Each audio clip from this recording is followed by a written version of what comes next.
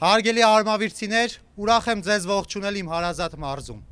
Ինչպես տեսնում եմ, այստեղ հավաքվել են ինքնաբուխ կերպով նաև հավաքվել են շատ երիտասարդներ։ Հարգելի երիտասարդներ, իմ խոսքը հիմնականում կառուցելու եմ ուղղելով ձեզ։ Հարգելի ծնողներ, տատիկներ, պապիկներ, ձեր ուսանող, աշակերտ երեխաներին է ուղղված լինելու խոսքս։ Խոսքս ունենալու է նաև հատված, որը վերաբերելու է առողջապահությանը, որովհետև եկել եմ նաև այստեղ ասելու, որ արդարությունը գալիս է, որպեսզի կառուցենք կիրթ եւ առողջ հասարակություն։ Ինչ վերաբերում է կրթությանը, մենք մեր ծրագրում առանձնահատուկ ուշադրություն ենք դարձրել կրթությանը։ Իրականացնելու ենք իրական բարեփոխումներ, ոչ թե ձևական եւ խոստացված, բայց չիրականացված բարեփոխումներ։ Մեր ծրագրի շրջանակներում,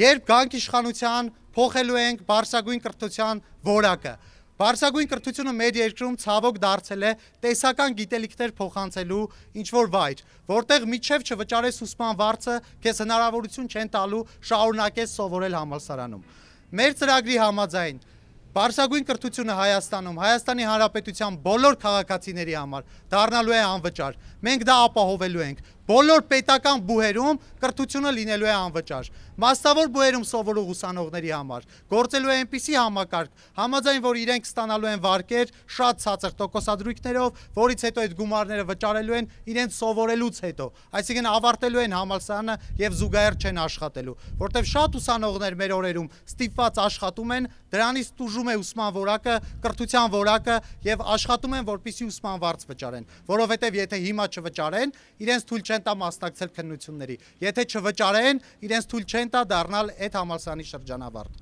Այսինքն ուսանողը այժմ դիտարկվում է որպես փողի տոպրակ։ Մարդ, ով որ եթե տվեց գումար, կավարտի համալսարանը, եթե չտվեց, չի ավարտելու։ Մենք այս տրամաբանությունը փոխելու ենք։ Մենք ստեղծելու ենք արդյունավետ համակարգ, համաձայն որի դպրոց, բու, աշխատաշուկա կապը պահվելու է։ Ինչպես նշեցի, բուերը հաճախ տեսական գիտելիքներ փոխանցողներ են դարձել։ Մեր պատկերացրած համակարգում բարձրագույն ուսումնական հաստատություններում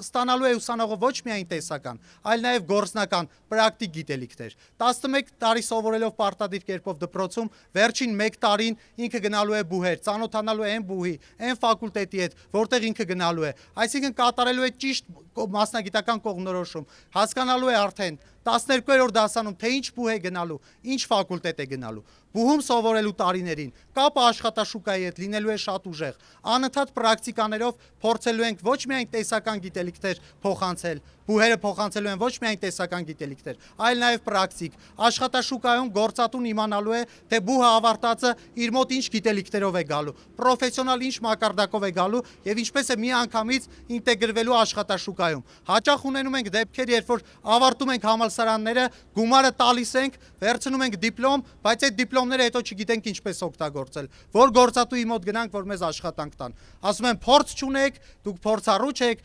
2-3 տարի մեզ պետք է, որպեսզի մենք պրակտիկ հմտություններ ձեզ փոխանցենք, իսկ բուհերը դա չեն արել։ Մենք գալու ենք նաև այս չգործող շղթան դարձնելու ակտիվ գործող շղթա։ Դպրոց, բու, աշխատաշուկա։ Ինչ վերաբերում է առողջապահությանը, ինքս լինելով հանրային առողջության կազմակերպիչ, հանրային առողջության մասնագետ, ուզում եմ շեշտել մեր ծրագրի կարևորագույն հիմնադրույթներից մեկի մասին։ Հայաստանի Հանրապետությունում համաձայն մեր ծրագրի ձեր վստահության քվեն ստանալուց հետո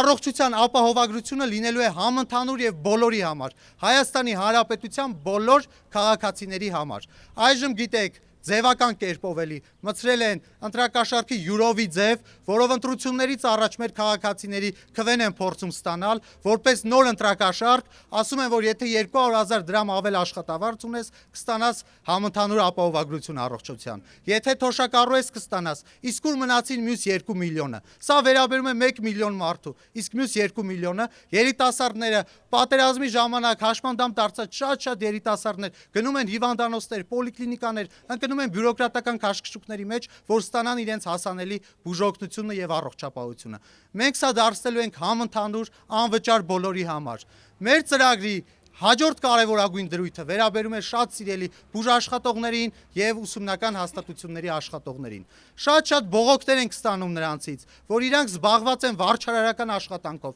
իրենց ծանրաբեռնել են թղթաբանությամբ, իրենք իրենց գործը թողած զբաղվում են թղթաբանությամբ։ Համաձայն մեր ծրագրի իրենք ազատվելու են այդ վարչարարական աշխատանքից։ Իրենց աշխատավարձը հաշվարկվելու է նոր համակարգով, նոր ձևով, իրենց աշխատածին համապատասխան գալու է արդարությունը, որ գնահատի իրենց արդար քրտինքը, իրենց արդար աշխատանքը։ Վարչարարական աշխատանքից ազատվելու է եւ բժիշկը, եւ ուսուցիչը։ Բժիշկը պիտի բուժի, ուսուցիչը պետք է կրթի։ Սա է լինելու իրենց հիմնական գործը, իրենք լինելու են գնահատված եւ մենք շարունակ շնորհակալ ենք լինելու իրենց ծանր եւ դժվար աշխատանքի համար։ Նաեւ իհարկե վարձատրության նոր համակարգով։ Եկել եմ ասեմ, որ արդարությունը գալիս է իրական փոփոխություններ անելու, եկել եմ ասեմ, որ բովանդակությունը հաղթելու է ձևին, այս ձևականության մթնոլորտը վերանալու է, այս նախընտրական կաշառքները, առողջության ապահովագրությամբ, կենսաթոշակների բարձրացումները, որ անում են, որը իմ կարծիքով շատ կարճ է տևելու, մենք գալու ենք փոխենք։ Լինելու է այնպիսի համակարգ, որ անկախ համակարգում գործող մարդկանցից բարեփոխումը լինելու է, գործելու է, մնալու է հավերժ Հայաստանի Հանրապետության քաղաքացիների համար։